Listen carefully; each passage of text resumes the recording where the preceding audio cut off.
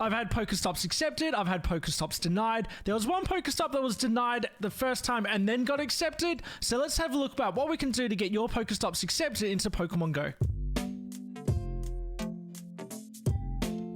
Hey guys, how you going? Metal here. Today I'm going to talk about everything you need to know if you want to get your Pokestop accepted into Pokemon Go and all the information you need about the Niantic Wayfarer program. Even though everything you need to apply for a Pokestop is in Pokemon Go, Niantic Wayfarer is a separate website where your Pokestop application goes into and people can look through it and people can accept or deny your particular stop. It's a massive process where your stop gets seen by lots and lots of people, so make sure it's eligible and fits all the criteria that Pokemon Go are looking for or that Niantic are looking for when they're integrating new Pokemon stops into the game. It's also important to note that your Pokestop might get accepted, but it might not go into Pokemon Go. There's a possibility that instead it can go into Ingress or it can go into the Harry Potter game that Niantic own. Okay, let's get into it. To first apply for a new Pokestop, you need to be either level 39 or level 40. Then you need to go into the settings part of your game and then scroll down until you find the part that says new Pokestop. Now here they're going to ask you a bunch of questions and you must be at the location for your stop. You cannot take a picture of it, come home and then apply for it. You have to be there. It's going to ask you to name your location, take a photo of it, and also give a brief description of it. It's also going to ask you to put a pin on a map to show where exactly this location is. And then it's going to ask for some supporting details, which I think are really, really important because they have to make sure that it fits the criteria. And this is a great way to show that, yes, my Pokestop fits the criteria.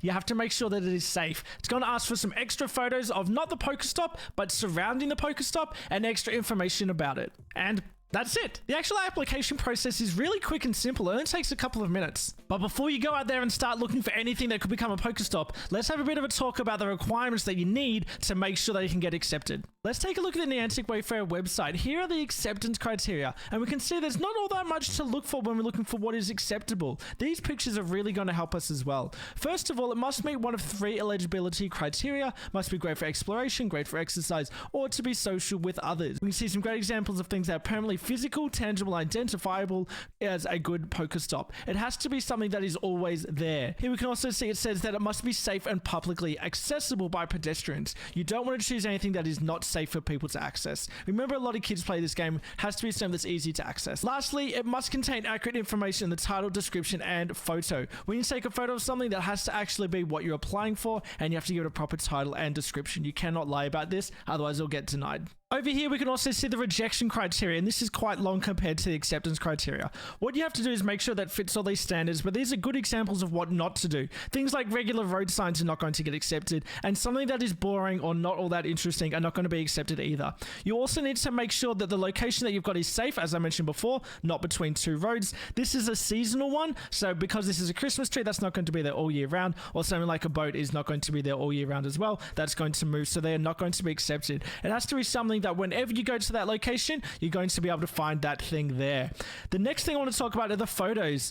Lots of ineligible photos here are going to make it so you are not going to be accepted. Things like with people in it, not going to be accepted. This one is obviously a stock image or it's something that you get off Google. That's not going to be accepted either. You have to actually take the photo of the location while you're there, which is why earlier I said you cannot take a photo earlier, then bring it home and then upload it. You have to be at the location and take a photo at that time to be able to upload it. We can also see some photos here that are not very clear. This is very dark. Half of this photo has got a car in it. This one is blurry. This one is way too far away. And obviously this one's just of a cat, which is cute, but not relevant. So all these photos are going to make this pretty much instantly inaccessible or going to be denied straight away because it's not a good photo of what we need.